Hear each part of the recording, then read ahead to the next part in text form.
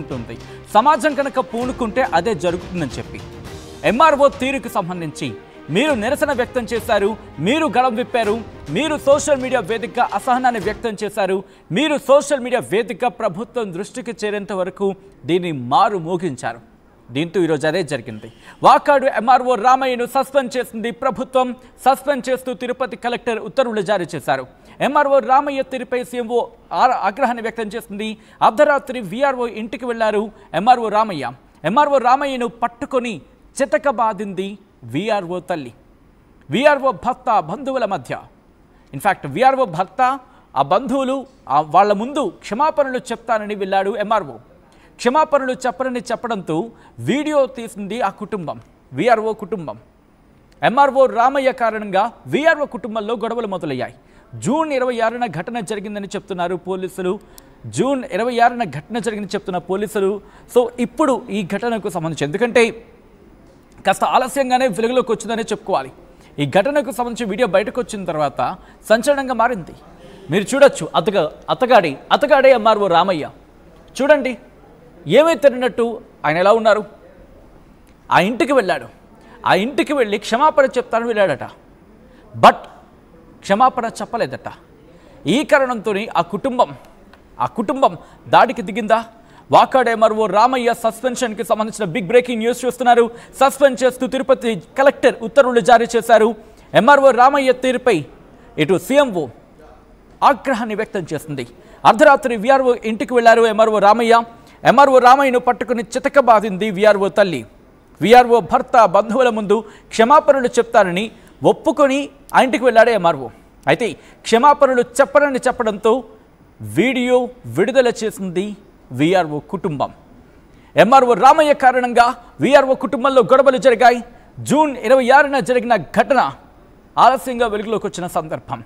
అయితే క్షమాపణలు చెప్పకపోవడంతోనే ఆ కుటుంబం ఇప్పుడు ఈ వీడియోను రిలీజ్ చేస్తుందా? డీటెయిల్గా తెలుసుకునే ప్రయత్నం చేద్దాం. అంతకన్నా ముందు ఈ కథనం మిమ్మల్ని కాస్త కలవరపరచొచ్చు. దీనికి సంబంధించి తగిన జాగ్రత్తలు తీసుకోవాలని ఆర్టీవీ సూచించడం జరుగుతోంది. This is the disturbing content, video description is advised. మా ప్రతినిధి గయాజ్ ఈ అంశాన్ని ఎప్పటికప్పుడు ట్రాక్ చేస్తూ అప్డేట్స్ ముందుంచే ప్రయత్నం చేస్తున్నారు. ఒకసారి గయాజ్ దగ్గరికి వెళ్లే ప్రయత్నం చేస్తున్నాను. గయాజ్, ఈ ఘటనలో ఏం జరిగింది? పోలీసుల ఇన్వెస్టిగేషన్ ఎంతవరకు వచ్చింది? మరి ముఖ్యంగా ఇప్పుడు ఆ వీఆర్ఓ కుటుంబం ఏమంటోంది? రోహిత్, వాకాడ తహసీల్దార్ రామయ్య విఆర్ఓ ఇంటికి అర్ధరాత్రి వెళ్ళిన తీరుపై ప్రభుత్వం సీరియస్ అయింది. ఈ వీడియో సోషల్ మీడియాలో చక్కలు కొట్టడంతో సీఎంఓ కార్యాలయం నుంచి కూడా తిరుపతి కలెక్టర్ కి ఫోన్ వెళ్ళినట్లు మనకైతే సమాచారం. అయితే ఈ విషయం తెలుసుకున్న తిరుపతి కలెక్టర్ వెంకటేష్ తహసీల్దార్ రామయ్యను వెంటనే సస్పెండ్ చేస్తూ ఉత్తర్వులు కూడా జారీ చేయడం జరిగింది. అయితే ఈ ఘటనపై రకరకాలుగా ఈ వినికడంతో ఆర్టీవీ బృందం అంటే ఈ ఘటనపై అసలు ఏం జరిగింది అయితే లోతుగా విచారించింది. అయితే ఆర్టీవీ టీం కు తెలిసిన సమాచారం మేరకు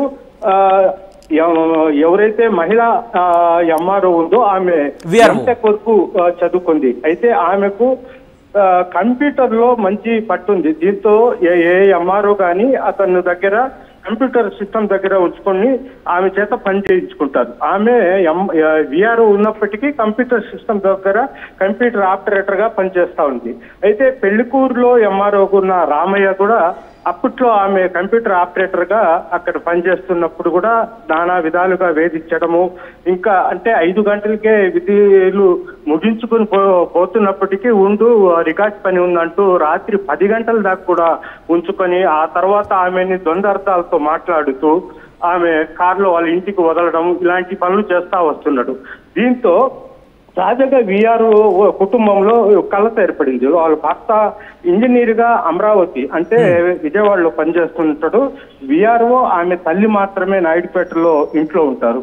అయితే ఇది ఆసరా చేసుకుని అర్ధరాత్రి అప్పుడు ఫోన్లు చేయడము, నానా రకాలుగా మెసేజ్లు పెట్టడం, ఈ విధంగా హింసిస్తా వస్తుండటంతో వాళ్ళ కుటుంబంకు అర్థం కాని పరిస్థితి. వీఆర్ఓ అదే విధంగా భర్త మధ్య కూడా కొన్ని భేదాలు రావడం కూడా ఇతని వల్ల జరిగింది. ఈ విషయము విఆర్ఓ ఎంఆర్ఓకు చెప్పుకొని తన కుటుంబంలో కలతలు రేగాయి. నీ వల్ల దయచేసి నన్ను వదిలేయించారని ప్రాధేయపడినప్పటికీ కూడా అతను వదలకుండా ఇచ్చేస్తుంది. ఒక పథకం ప్రకారము జూన్ 26వ తేదీన ఎంఆర్ఓ రామయ్య ఇంటికి వస్తానని ఫోన్ చేశాడు.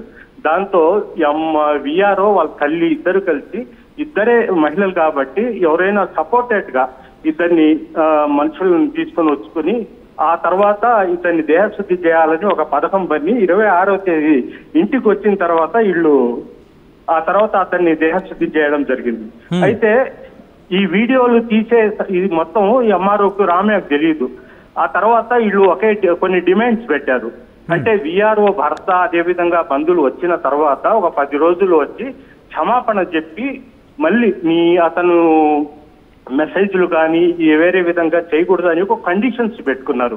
అయితే ఎంఆర్ఓ రామయ్య 10 రోజులు గడిచినా 20 రోజులు గడిస్తే నెల గడిచినప్పటికీ నేను క్షమాపణ చెప్పను, ఏం చేసుకుంటారో చేసుకోండి అని రివర్స్ అవ్వడంతో వీళ్ళు ఈ వీడియోను బయట పెట్టడం, వెంటనే నాయుడుపేట డిఎస్పీకి ఫిర్యాదు చేయడం జరిగింది. ఇది అసలు కథ. అయితే ఎంఆర్ఓ చెప్పడం ఏంటంటే ఎంఆర్ఓ నాకు బ్లాక్మెయిల్ చేశారు, డబ్బుల కోసం ఈ విధంగా చేశారు అనేది ఎంఆర్ఓ వర్షన్. ప్రస్తుతము ఎంఆర్ఓ వద్ద కూడా ఈ రోజు ఆర్టీవీ బృందం వాకాడకి వెళ్ళగా ఎంఆర్ఓ ఇంట్లో ఉండి కూడా లేనట్టు చెప్పించడం జరిగింది. అయితే ఎంఆర్ఓ దీనికి మాత్రం సమాధానం చెప్పడం లేదు. అయితే విఆర్ఓ మాత్రము అంటే తిరుపతి కలెక్టర్ మీడియా ముందుకు వెళ్ళబాకండి అని కూడా చెప్పారు. దీనివల్ల వాళ్ళు కూడా మీడియా ఎవరు ముందుకు రావడం లేదు. సత్యం, అంటే విఆర్ఓ కుటుంబం కూడా ఇప్పుడు మీడియా ముందుకు రావట్లేదు. అంటే కలెక్టరు ఇది రపచర్ అయింది, దీనివల్ల మీకు చెడ్డ పేరు వస్తుంది, ఎట్లా అతన్ని సస్పెండ్ చేస్తాము, అదే విధంగా కేసు కట్టి జైల్లో కూడా వేస్తాము, మీరు మాత్రం మీడియా ముందుకు వెళ్ళబాకండి, ఇంతతో ఈ విషయాన్ని రామయ్య కాంటాక్ట్ లో ఉన్నాడా? ఫోన్ చేస్తే లిఫ్ట్ చేయడం జరుగుతోందా? రామయ్య ఫోన్ ఎత్తడం లేదు. రామయ్య దగ్గరికి వాకాడలోని ఇంటికి నేరుగా మన ఆర్టీవీ రిపోర్టర్ వెళ్ళడం జరిగింది. వెళ్తే వాళ్ళు లేరు, రామయ్య ఇంట్లో లేడని చెప్పడం జరిగింది. దీంతో అక్కడ అంటే రామయ్య ఇంట్లో ఉన్నాడనే నాకు సమాచారం. అయితే రామయ్య వాళ్ళ బంధువులు ఎవరు ఇంట్లో లేరు ఇదని చెప్పడంతో ఒక్కసారి మీరు ఆ ఫోన్ నంబర్ మన టీమ్ కి పంపించే ప్రయత్నం చేయండి. అండ్ ఇక్కడి నుంచి ప్రయత్నం చేద్దాం. ఒకవేళ కాల్ లిఫ్ట్ చేస్తే కనుక మాట్లాడే ప్రయత్నం చేద్దాం. కుదిరితే నేనే కాల్ చేసి మాట్లాడే ప్రయత్నం చేస్తాను.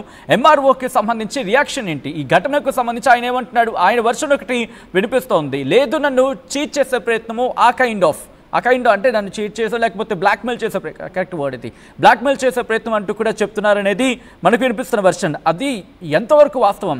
ఆయన కేవలం ఏదో మాట వలసకు అంటున్నాడా, నిజంగా ఆయన బ్లాక్మెయిల్ చేయడం జరిగిందా?